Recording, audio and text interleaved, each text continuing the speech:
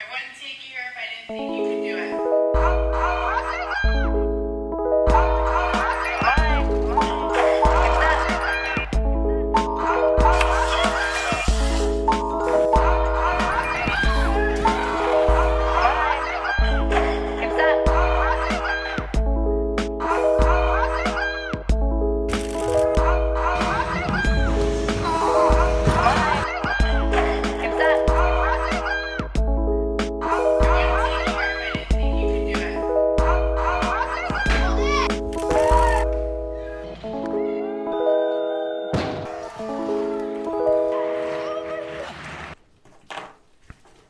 As I sit here in the studio, listening to the rain outside, candles on, Coors Banquet in hand, I would like to raise my can, my glass. I'd like to raise my drink to each and every single one of you who has tuned in to listen to an episode of the 1,000 Ways to Say the Same Thing podcast. I could not have done it without you guys. Couldn't have done it without the things that you guys have done for me and allowed me to do for you. Allowed me to do for myself to end up helping you guys out in whatever way that I can. It is 10:35 at night on Thursday, November 28th. So it's actually Thanksgiving.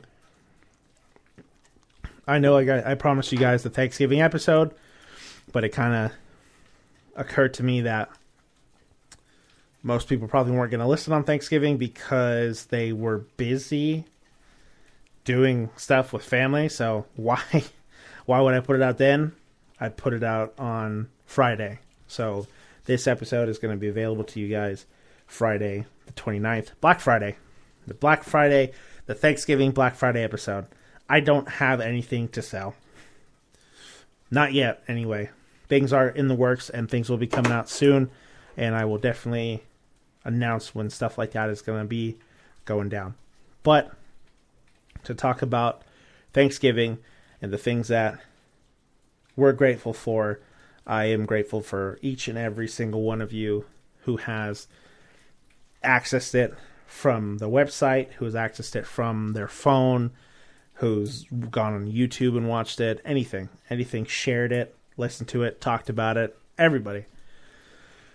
I can't express to you how much that means to me. My entire life, my whole life as a kid, the things that I've always wanted to do, one thing that I always wanted to do was be a motivational speaker. Something like Tony Robbins. Like a Tony Robbins, where he goes around giving seminars and talking to people about how to better themselves and how to do this kind of stuff and do that kind of stuff. And he's kind of like people's gurus and whatnot. And you know, as times change, that thought never left my mind. But as times change, it kind of became more apparent that I can do it in a different way. I don't necessarily, I don't have to put on seminars. I don't have to go out and, try to sell tickets and sell out events and that kind of stuff. I can just put it out there the same way and reach, hopefully one day reach the same kind of audience that someone like Mr. Robbins does. But being that kind of speaker, that motivational speaker, that accountability coach, that kind of stuff, that's always been a passion of mine, and you guys have made that passion come true, and I can't thank you enough for it. Thanksgiving, what can I say? It's a day of thanks. It's a day to show off how grateful you are. It's a day to be with friends and family. A day to kind of reflect on the year up to that point. And it really kind of think about the things that you're grateful for. And there's two sides to it. There's the negative side and the positive side. I'm gonna negative first. Negative first. Sometimes, most times, if you don't have somebody to share it with, if you don't have anyone to be around on this kind of day, that is definitely a negative outlook. That's done. It's a negative truth. It's just kind of what's going on that day. Not everyone can spend the time with family. They're far away. They don't have any family. There's something going on, that prohibits them from actually being able to celebrate Thanksgiving, and that's not, it's not good. It's not good. It's really hard for anyone to be alone on a holiday. So to everybody out there who didn't have a great Thanksgiving, who couldn't spend it with family, couldn't spend it with friends, who couldn't, get away from work, I want you to from the deepest part of my heart, want to let you guys know that I'm thankful for all of you. I'm thankful for everybody out there who's working hard, who didn't feel like they had that good of a Thanksgiving. I want to wish you a happy Thanksgiving and the rest of the year. I hope all the holidays are better for you. And if you guys ever need anything, I'm always here. You guys can always reach out to me, and I can always be that person for you if you need something.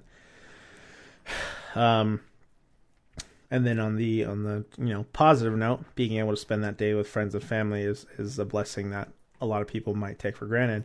And if they're not in that situation where they don't really know. So everybody who had a great Thanksgiving, I'm glad. I'm glad that you guys had another opportunity to spend that with family and friends, and really you want to think about how lucky you are to spend another day with everybody, because not every day is guaranteed. Tomorrow's not guaranteed. So make sure that you don't just see that family on Thanksgiving. Make sure you reach out to them and you talk to them, and you make sure they stay in your life. Now, I was supposed to put an episode out earlier on this week. I think it was like Wednesday or Thursday. Well, Wednesday or today, probably early, but the person who was supposed to come and record it, and everything kind of just got mixed matched, and I couldn't make it up. So this episode is just me, and I just wanted to, because I knew I was going to see different members of my family. I knew I was going to see a lot of people today, spend a lot of time, and really be able to take it all in. So I went in with a different perspective that I haven't had in a while, and came out of it with what we're going to talk about today. And it's actually something that I am very, very glad that I did. But usually as kind of like as a kid of divorce, a child of the big D word, sometimes holidays are rough because you have to go growing up before you're an adult, before you have a choice. It's chosen for you who you get to go see and who you get to go hang out with. And that always kind of fucked up the holidays for me because, it was just a big hassle. I didn't really have to worry about the big details, but it was always kind of weird how I was like, why is my family not all together? Why are they not all together at the same time? It wasn't until later, and when I started understanding what was going on, it started making sense. But I've always had this weird affiliation. This weird affiliation with holidays, especially towards holidays things like my birthday, and then big holidays like Thanksgiving or Christmas, because those are like the big hitter holidays. Those holidays are the ones where everyone gets together.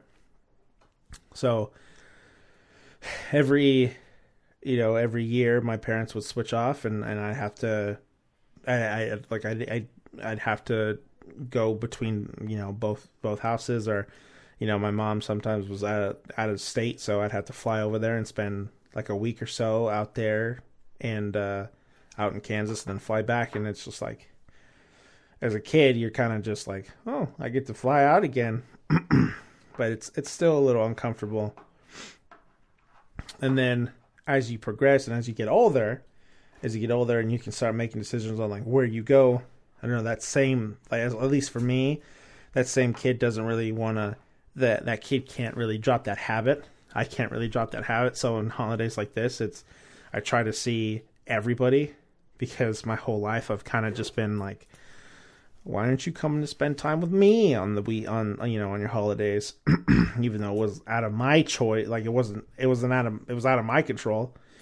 So I definitely still am in that mode where like I had to see everybody. So today on my Thanksgiving, I had to go from one. I started off at just at home, and then we cruised over to the grocery store and we got some stuff for Bailey's parents. So we saw her. We saw her dad and her stepmom, and then after that we came back home, got ready. Then we had to go to my mom's house. My mom was celebrating it with my aunt on her side, and they're about 45, 50, like 35, 45 miles away in the rain and all that stuff. It was pretty crazy. It was like an hour and a half to get there. And then we were there for some time. We were there for about a couple hours, ate dinner, and then from right around 5:30, 6 o'clock, we had to leave and go to my dad's celebration. And then we were with my dad, and then we finally got home. We got home around 9, which was fantastic for a holiday, because we got home around 9. It was insane. But, being able to stop by and see everybody, thinking about it, going back on it, where it's thinking about it from a different perspective, not only did I get to see both sides of my family, like my mom's family and my dad's family, I get to see them. I don't have to. It's not a hassle to see them. I get to see them, and I get to see them healthy and happy, and I get to spend time with them.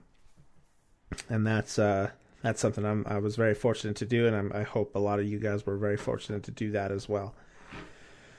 There was something kind of profound that my grandpa said that kind of stuck with me. And right after we were done eating, right after my grandpa Felix, and he's been on the show, it was like one of the very early episodes. You all heard that guy. So I would talk to him. He was just kind of sitting there, and me and Cowboy Santi were sitting there. We just finished eating, at least I was, and my grandpa sits there. We're just cleaning up and putting all the food together, all the leftovers, because at our house at my mom's house, there was like me, Bailey, Santi, brothers and sisters. I would say there's at least 12 to 15, 16 people there. There was enough food to feed all of us and have plenty of leftovers.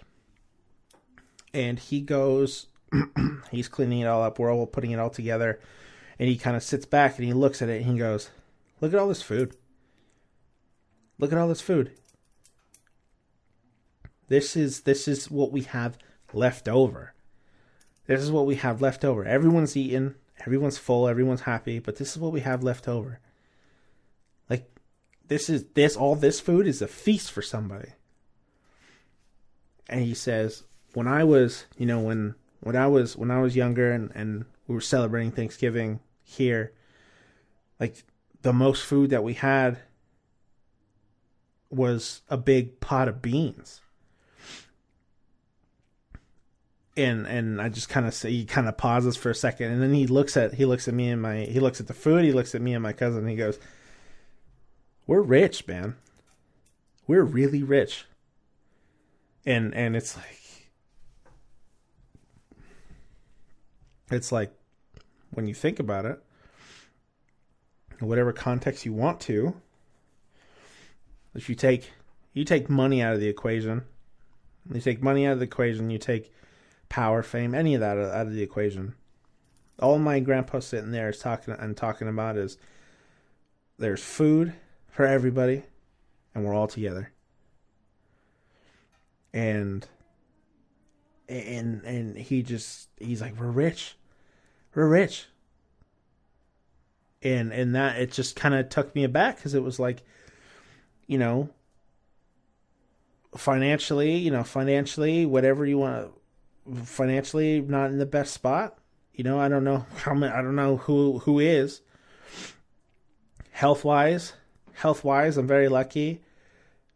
Lucky with the opportunities that I'm having going on in my life, but take finances, take opportunities, take all that out of the equation. Everything that's going on positively for me. If I don't have any of that at that moment, the thing that I have is, a full belly and my family and all the love and support from each and every one of them. And that's where it's just like, he's right. And you really have to sit and take that back on. You really have to sit back, take it, and kind of marinate it inside, where all the things that you feel like you don't have at the current moment, all the things that you feel like you want or need, you really have to sit and think about what you have now, what's around you now. So to everybody who is in that same situation, who has family to be around, who has loved ones around them supporting them, be grateful for that. And then for everyone who doesn't, you have to think about the things that you do have. You do have yourself, your sanity, your health, everything that's going on for you, with you, because of you. You have to think like that. You have to think positively. You have to be thankful for yourself. You really do. If you don't, if at the end of the day you can't even be thankful for what you do for yourself, then you do have to find a way to do that. Because if you can't love yourself, if you can't be positive about yourself, how is anyone else supposed to satisfy that? How is anything else supposed to satisfy if you can't do that for yourself? So he goes on to say that the one person, he's like, the one thing that had made this all possible, everything that's been made possible is made by God. It's made by him. And now whatever it is that you believe in, if it's God, if it's Jesus, if it's Allah, if it's Buddha, if it's, I don't know, I'm trying to list off my deities. Anybody out there, if it's the universe, if it's whatever, even if it's nothing, there's stuff to be thankful for. Now, everyone who believes in a higher power, everyone who's believing in a higher power, who thinks that, that there's something out there controlling fate, yeah, absolutely. You got to be thankful for that, because if it wasn't for that, then, ATTG, or all thanks to God, or everything goes up. If you heard that saying, you do have to be thankful. If it wasn't for, I'm a strong believer in the universe and the way that the universe works and what the universe does for people and for everybody, especially if you invest in it. If you invest in the universe and invest in yourself, things do happen, and I'm a strong believer of that. So I'm very thankful for the universe and what it's done for me personally, and I'm very thankful for the universe bringing me, giving me the opportunity to make the show for you guys and for myself. I remember back in a couple, maybe like 5 or 6 years ago, I remember. So there's another thing that happened to me on a Thanksgiving. Thanksgiving is my favorite holiday, and stuff always seems to happen to me on Thanksgiving. Whether it's like having to go from one place to another, one parent's house to another parent's house, dealing with that kind of trauma, those good conversations you have, all that kind of stuff. But back there was my grandma, my grandmother on my mom's side is very, very religious, very, very Catholic, and she's just grown up that way her whole life, and she goes to church every day, at least 5 or 6 times a week. But there's periods of time where she was raising me, so I would go to church with her, and we'd sit and pray together and all that kind of stuff. She's always been a big believer in God. And you don't have to be a big believer in God to believe in charity and do things for other people.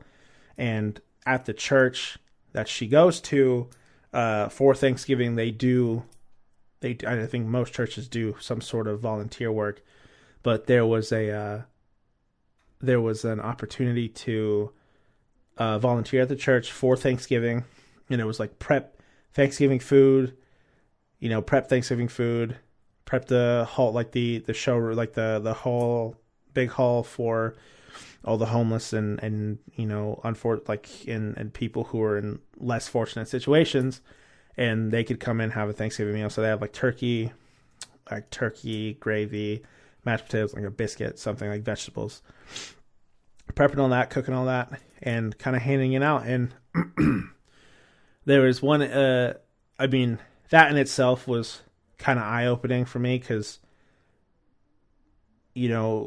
as a young kid, you don't really get exposed to that too much. Your parents try to, at least my parents, no. I mean, most parents, I think, have a good sense of showing their kids that there are less fortunate out there, but I don't think they expose them to them. They don't expose their children to that situation because it's just not their current state of being, if that makes sense. Most, you're made aware of it, but you never really understand. And, me personally, I still don't understand because of the fact that I've never really been in a situation where, I haven't had a home to live in, at least in a situation that wasn't caused by myself and other parties. It was like, I was homeless or I didn't have anything to eat. I'd never been in that situation, but I was volunteering and it was just insane to me, the amount of people that were just coming in and getting stuff to eat. There was men and women and children, just everybody, all shapes and sizes, were coming in, and they just had nothing to eat on Thanksgiving. And Thanksgiving, like I said, has always been my favorite holiday, so it kind of really bummed me out, where it was like, oh man, that's, you really have to be thankful for what it is that you have. Now, that in itself was an experience that I had. And then the other thing that I experienced, there was like my dad and my grandma were volunteering with me as well. And my dad and my grandma were volunteering with me as well. And at the time, my dad had worked at the same job for, what was it, like, at that point, maybe like 6, 7, 8, 9, 10 years, something like that. And he worked in the office, and then there were guys that would do the manual labor type stuff outside, and they had uniforms. They had shirts that they would wear, and my dad was, doing all the serving stuff, helping people out, giving all the stuff, and I would always hang out at my dad's work, so I knew what the shirts looked like. I know what the company name was, and there was a couple of the guys that I had seen in the yard. I'd seen I recognized the shirt. I'd seen what it was that they were wearing, and it just kind of flabbergasted me, because it was like, wait, my dad knows this guy. My dad knows this guy directly. What? And I don't know, it just kind of bothered me, where it was like, my dad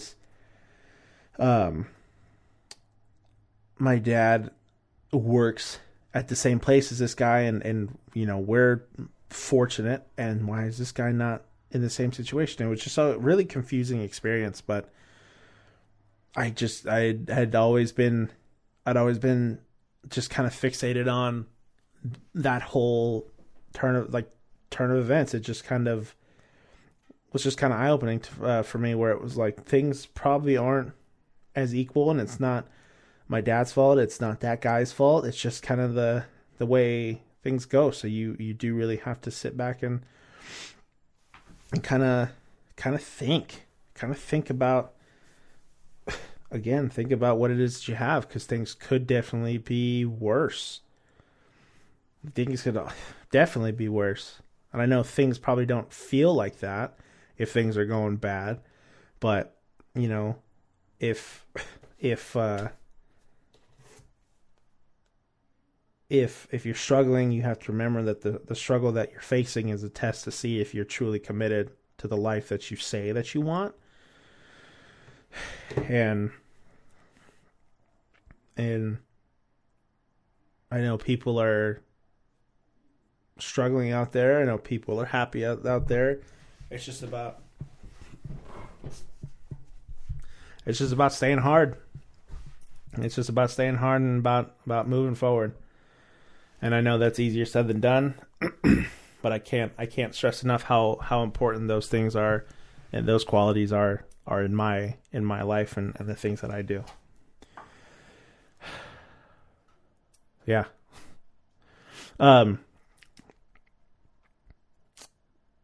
There was another experience about, that happened later. There was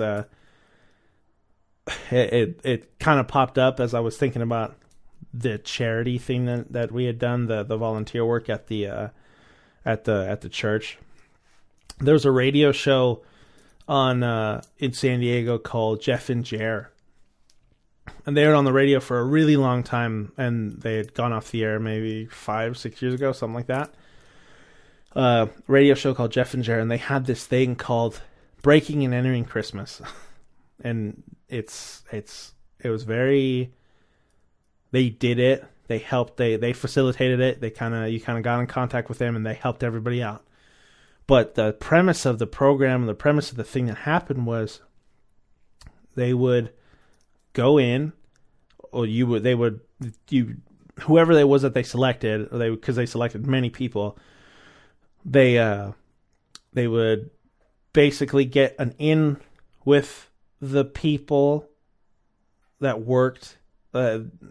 The person who came up, and because it was never the person directly who was getting helped out, it was always somebody that saw that they needed some help. So they got in contact with that person. The person somehow managed to get a hold of a key, or knew when they were going to be away from work, and when everyone was out of the house, they would break in, essentially. Not illegally. They had a key to the house, and I mean, it was kind of like breaking and entering. It definitely was breaking and entering, because we didn't have permission. But they would break into the house, and they would decorate everything. They would decorate the whole place. They'd put a tree. They'd put presents. They'd put food. They'd put all this kind of stuff in this house, in the house where people were less fortunate. And my dad had gotten in contact with he knew someone who knew someone who was in a situation that needed a lot of help. And he had reached out to the show, and the show was like, "Yeah, we'll do it. We'll do it." And you know what? It was Steve Finley, right? There was a pitcher from the Padres. A pitcher from the Padres. Was it a pitcher, or was it a outfielder? I don't know. He's a baseball player, professional baseball player for the Padres. He actually was there, and he helped out. And so my dad got in contact. He knew somebody who needed help. He pulled me out of school, and they were like, "This is the day we're going to do it." And I went with him, and we went into this apartment for this lady. I didn't really know who she was, but my dad knew, so I was like, "Oh, okay." So we broke into. That's basically what it was. We kind of broke into this apartment with the landlord's help, and when we walked inside, it's a one-bedroom apartment. And there's the one room. It's a one room, and the chair and the kitchen. Oh, the bed that was like the futon, roll away, like pull out couch, kitchen, in the one bedroom. And in this one bedroom, there was like 3 beds for 3 different kids. And the pull-out couch that was in the front. And then in the kitchen, I don't know how many people have ever been to Mexico or gone through TJ or done anything, but the thing that happens in TJ, in the line to get back into the United States, back at the Border Patrol, there's a lot of people who go out there and they have a bunch of snacks, like a bunch of gum and a bunch of candies and chips and all that kind of stuff, and they kind of go back and forth and sell it. And they sell it to the cars in between because it takes hours to get from Mexico back into the U.S. And there was like 2 or 3 of these little boxes, just little setup boxes, like trays of candies and snacks that were priced out. And they were using that, and they were going down there and like to the border, I would say at least occasionally, to hand stuff like that out. That, or they were doing that over here and handing them out to whoever and selling them to whoever.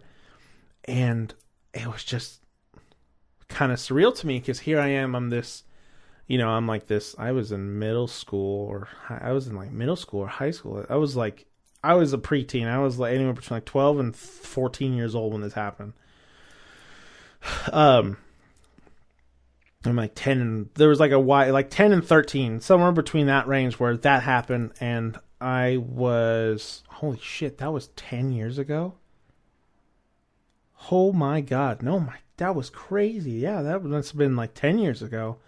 I just feel like it was so close. No, that must have been anywhere between like 8 and 10 years ago. Anyway, here I am, this young teenage boy who, plays sports, has friends, and who's never really been exposed to that kind of stuff. And here I am, like the kids. I didn't see the kids, but I was told that the kids were the same age as me, or roughly the same age as me. And, these kids are sharing a 1-bedroom apartment with their mom and having to sell stuff. And like, I just couldn't comprehend that. And sitting back on it, it's just looking at it now, it's kind of surreal to me where like, I don't know how anyone could do that, without feeling like it's kind of hopeless, like being put in that situation. So I'm not sure where they are now, but what ends up happening, there's they bought a big U-Haul truck. They bought a big U-Haul truck. They had decorators come in, clean the place, clean it, decorate it. They filled their fridge with food. They filled the cabinets with food. They put up a Christmas tree. They left presents under the tree, and it was just kind of like, it was like a real Santa, like a real kind of Santa Claus experience. And I could only imagine on my standpoint walking into something like that and being kind of amazed, but diving deeper into how those kids must feel and how the mom must have felt, like that's something I don't think I'll ever understand, because I probably and hopefully will never be put in a situation where, I'd be struggling like that. And that's something that I'm, thankful for, because I can only be thankful for that with the support system that I have. And not everyone, again, is that lucky, but it definitely could be worse from the situation that you're at now. So that was just another thing that ended up happening, that it's one of those eye-opening kind of things, at least to me, that always kind of sparked this whole journey into wanting to help others and wanting to dive deep into the the emotions and psyche into just other people and help them get out of that, help them the best I can get out of the spot that they are currently in. And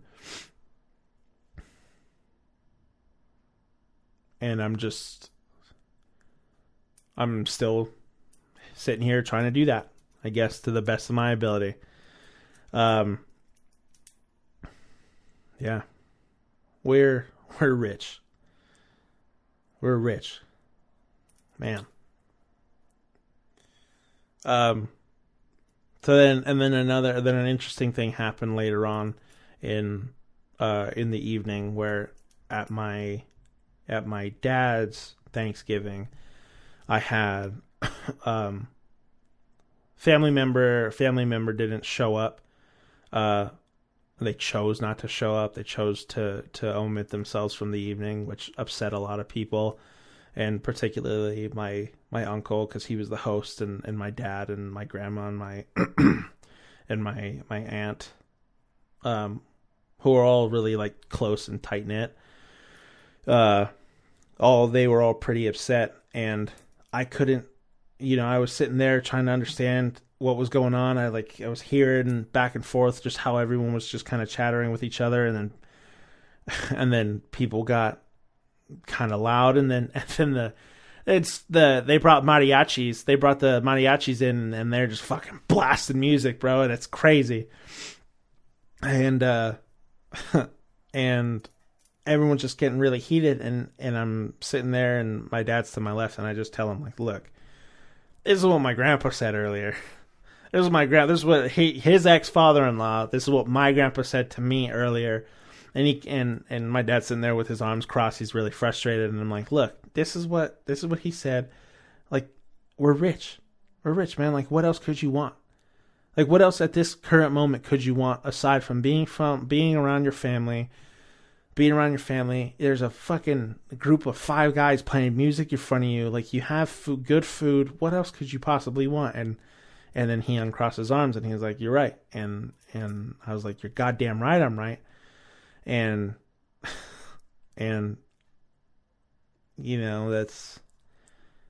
that's just kind of where the night went. I said the same thing to my aunt, who was kind of upset about it. And I was like, "Look," and she's like, "You're right too." Like, there's really, aside from having family, aside from having a support system around you, there's what else could you possibly have besides your self-resilience?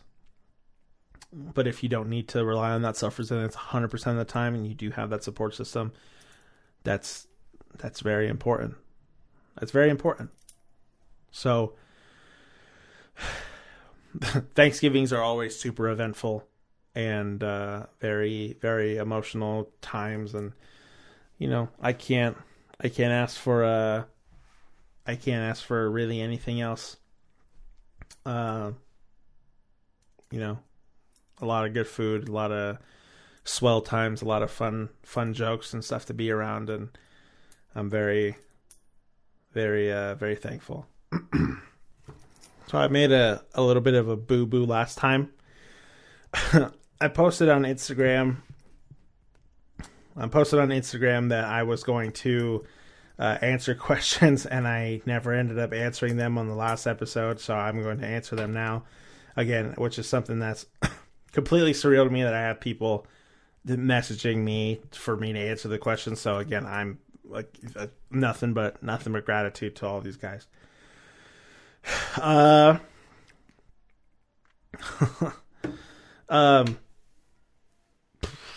So someone asked, I was asked, new goals for 2020 or just a different approach to the same game. That's a good question. It's definitely a good question.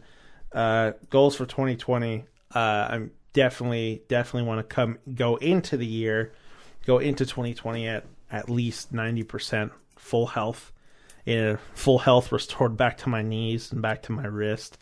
I'm definitely working with a lot of different things that are like recovery techniques and tools and stuff that are working. I don't know how many people have ever used a buffer, like just one of those Black & Decker buffers that people use for their cars. Right, my dad got one of those, and I kind of commandeered it like Jack Sparrow did, and I've just been using it to really massage the shit out of my knees and my wrist, and everything's definitely feeling a lot better.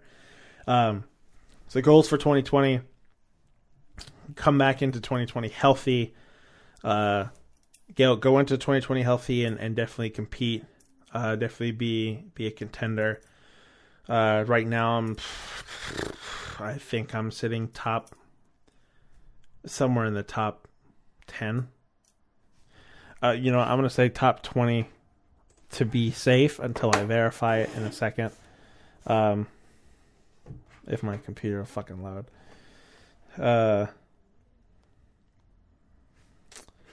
It's going to take a minute because I'm running all this. But compete as best as I can. I would like to do. I'm going to go to the under 25 national championships up north in the. Where is that? Where it's like. It's up there, kind of like in the Bay Area. So we're going to be up there in February. And then, number 9. Sick. Number 9. There's two guys on here. That I'm kind of confused about. So it's anywhere that's top 10. So try to get higher up on that list. Top 5. Top 5 is the goal. And then eventually top 1, you know what I'm saying? Yeah. So U25 in February, Nationals in May out in Chicago. I would like to do 1 or 2 meets in between just to kind of keep going, keep getting platform time. Really big goal just to stay healthy for all of 2020 because I'm fucking sick and tired of being injured.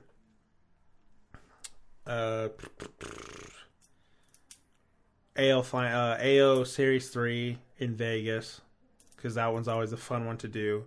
Then maybe AO Finals depending on where that one is. I haven't looked at where that one is, but hit all the big meets and do my best. Really do my best. As far as numbers, I would just like to get stronger. I'd like to have a bigger snatch and a bigger clean and jerk. I would definitely like to hit a 200 kilo clean and jerk sometime soon because 200 keys, man. That's brazy. 190 felt really good, and breaking down with this injury, kind of breaking down and working on things I haven't done before. It's everything's kind of coming together a little bit better. So hopefully that'll get pieced together with clean and jerk and snatch. Hopefully snatch will kind of pick up too. So I kind of answered that question too because someone asked to go into any American Opens this year. So yeah, AO3 in Vegas and then hopefully finals. My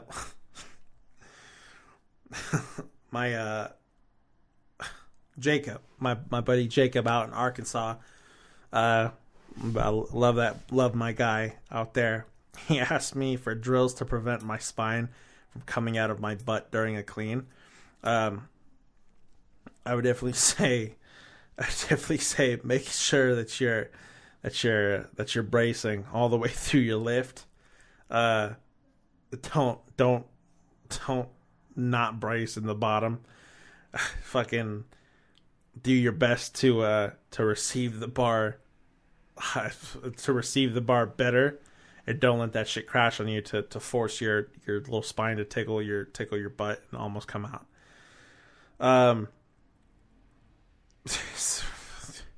What are these questions, bro? I didn't even look at these questions. Who's screening these? Farts plus squatting. How to not shit yourself during heavy squats. I definitely say you want to make sure that you shit way before you train, and then sometimes you might just have to take the L if you're going for like a PR attempt.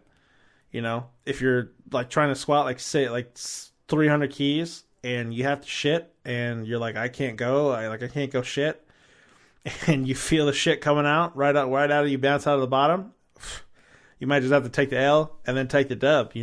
Whichever one is which is kind of up to you. That's not a question. It says it right there, not a question.